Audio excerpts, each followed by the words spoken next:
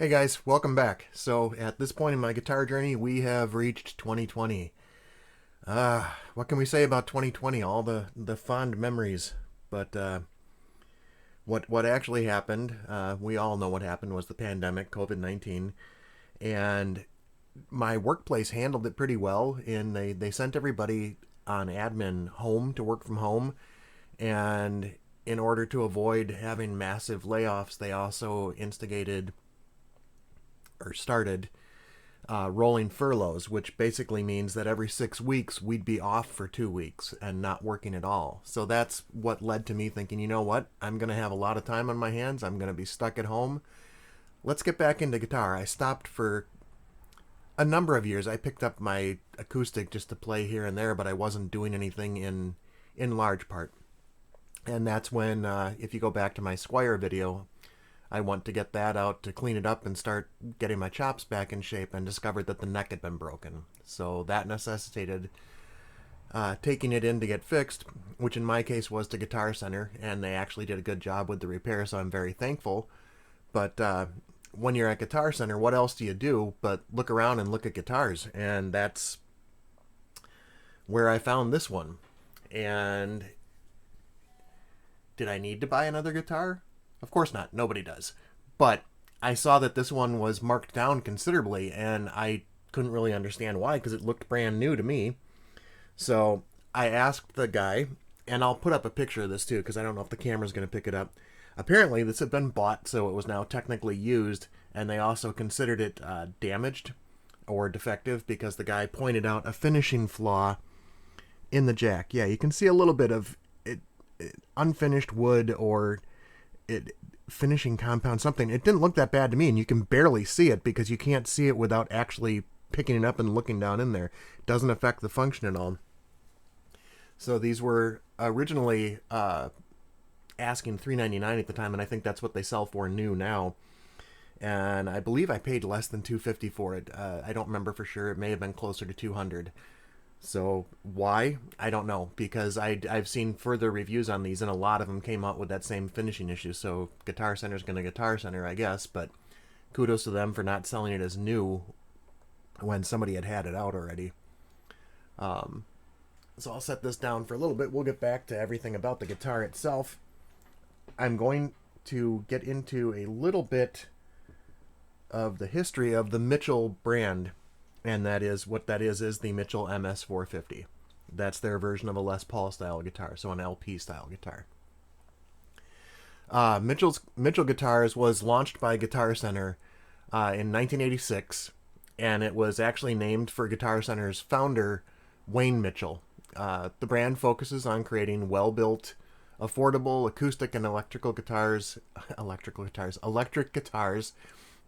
and other musical instruments. So the instruments are manufactured primarily in China, some in Vietnam, and sold through Guitar Center and its online affiliate, Musician's Friend. That's really about all there is to the history of the Mitchell Company. There's not a whole lot of it. It's just it's a store brand for Guitar Center, and manufactured using some of the same factories in China and Vietnam that other budget guitar makers use. We'll get to that later. So with the history out of the way, let's talk a little bit about the guitar itself. This is the Mitchell MS450. Don't know if you can tell on the back there. It says made in Vietnam, so this is one of the Vietnam ones. This was brand new in 2020, so I'm going to say it was manufactured or produced in 2019 or 2020. They are still making them, and they are still for sale on the Guitar Center and Musician Friends website. I would say that $399 is probably aggressively priced, and you can wait for that to go on sale. As far as it's, like I said, it was manufactured and made in Vietnam. The weight of this, for an LP style guitar, this weighs in at a relatively svelte 7.2 pounds, and so it's not a backbreaker at all. It sits very nicely. The scale length is 24.75 or 24 and 3/4, so it's a shorter scale length. It is a single cutaway LP style. It's a mahogany body with a flame maple veneer on the top, and I'm going to try and move that a little bit because I don't know if you can see it's not painted. It's an actual maple veneer on top. You can see that it has the binding around the edges of the body, going all the way up the neck. It is set neck construction with it's what they call a 1960s slim tapered set neck. Set neck construction, not bolt on, made of mahogany. It is a 12-inch radius Paul Faro fretboard. It's actually pretty nice looking for one of the different woods instead of rosewood or maple. And it has the 22 frets, nickel frets, jumbo nickel frets, with what they call the Mitchell slash markers. I actually kind of like these fret markers. They're kind of neat, I think. The specifics on the electronics are hard to find. I don't have my multimeter, so I can't actually measure them. They call the pickups 2 high-power Alnico 5 humbuckers with coil tapping for each individual pickup. There's 2 volumes. Those are the push-pulls, and a tone, which is a dime-size pot. So the push-pull pots, I don't know how you tell full-size, regular size on those. They all look the same to me. It's got a 3-way toggle switch. It's not super tight, but it's not loose enough that you're just going to accidentally hit it and flop things out of the setting that you want. The tuners are locking tuners, and all they say is high ratio, so I don't know if that means 15 to 1, 18 to 1. The next time I do a string change on this, I'll do the toothpick trick and just add it to the description of the video when I get time. It is a string through construction, and you can see they've got kind of the curved to it, which I mean makes setting the standard intonation a little weird. You can see on the bridge, it's a Tune-o-matic style bridge. It looks about where it should, but with it coming out at those weird angles, I'll have to double check. But they did get a setup done on it. I'll put up a screenshot of the electronics too while we're talking about them. Volume, both push-pull, tone. I'm trying to think I missed anything. Standard straps, buttons, and oh yeah, and then the input jack. The only thing, that's one thing I don't really care for about this. It's recessed, which is kind of nice, but it's at such an angle on the way it points up.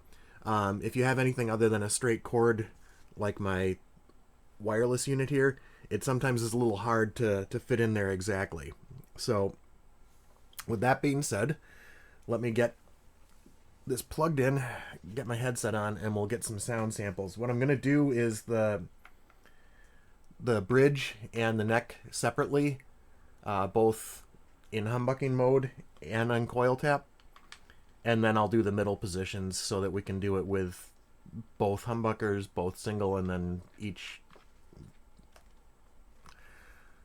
neck and bridge on humbucking and single differently. Alright, sorry about that. I think I've got to get a different wireless unit. This one is a little bit tricky. Much better. Alright, bridge pickup.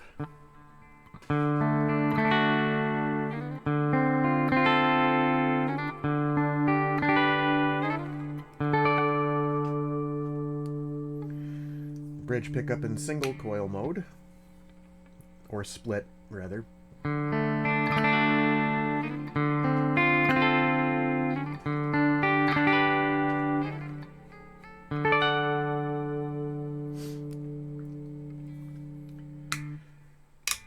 Neck pickup in humbucking mode.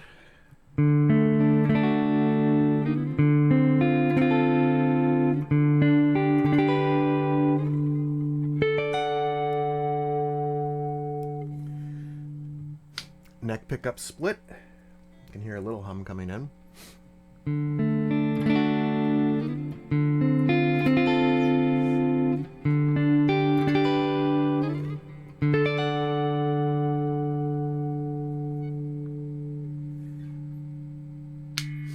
Alright, everything back to humbucker. This is the middle position, so it's both pickups in humbucking mode.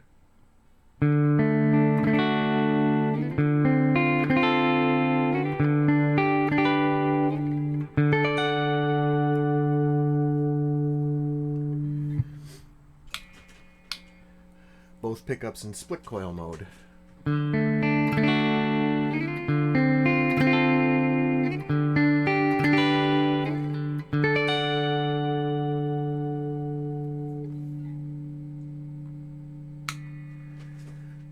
Neck in split and bridge in humbucker.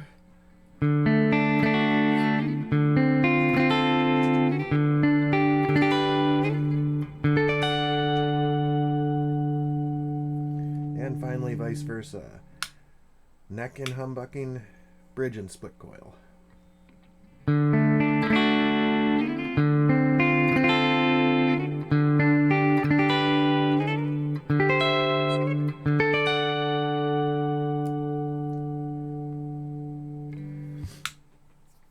Alright, let's start this all over with a little more distortion this time. This is the bridge pickup full humbucker.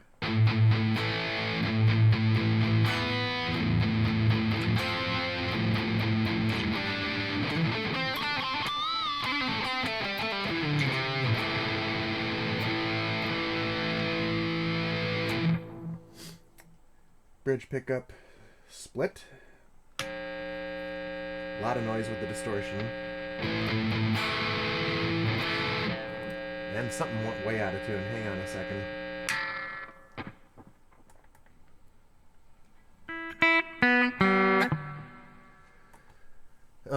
We'll be trying to edit some of this out.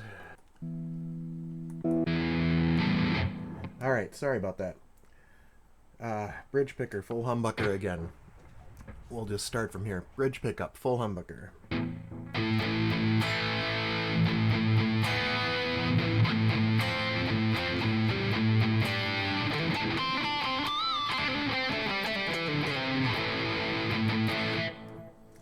Bridge pickup split. This will introduce a little more noise.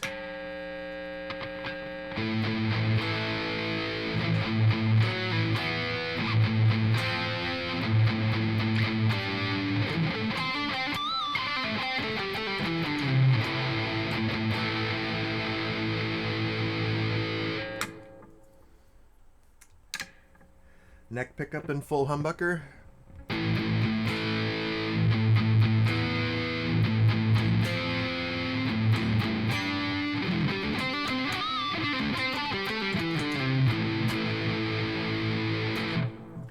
Neck pickup split. That is really noisy.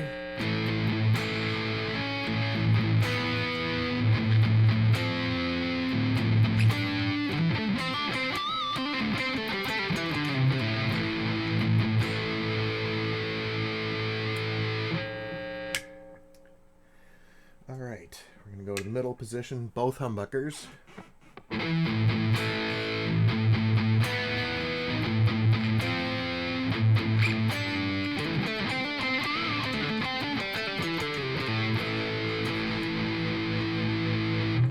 Middle position with the bridge split.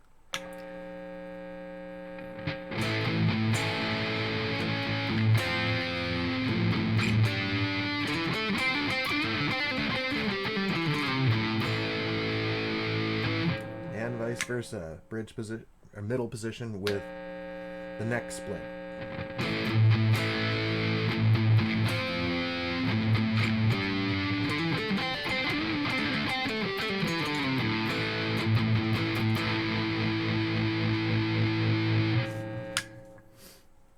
So I don't know. I've got to look at the pickup heights on that. I thought that the neck was just a little bit muddy.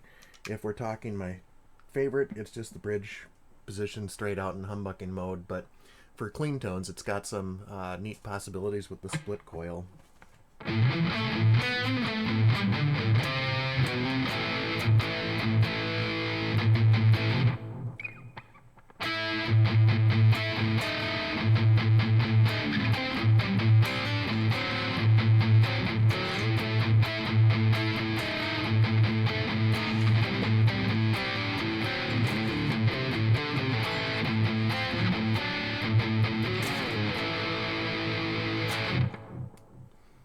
So let me turn this off.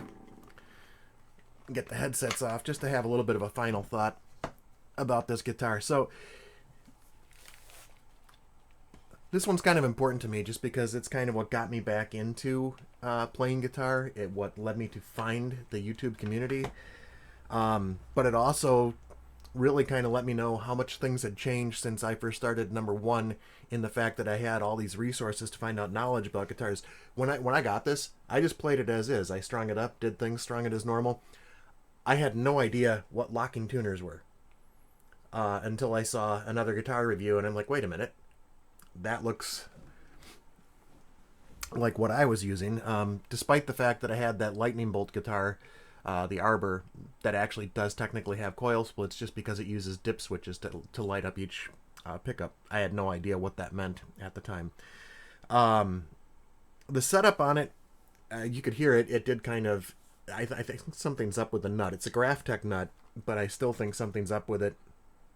The G-string really does not want to hold tune for very long, unless I've played it in quite a bit. So I think maybe some lubrication at the nut. I'd have to look at the bridge. I did see some talk about the bridge that I don't know if you can see that on there, but the higher strings actually hit the back side of the bridge before they go up into the saddles. So I might have to look at possibly replacing that bridge. I saw somebody online mention they got a thinner Tune-o-matic bridge that was just a drop-in replacement, so it didn't have as much on the back end there, so the strings weren't hitting it. I don't know that that's made that much difference for me, because I've been able to play it and enjoy it as a great guitar.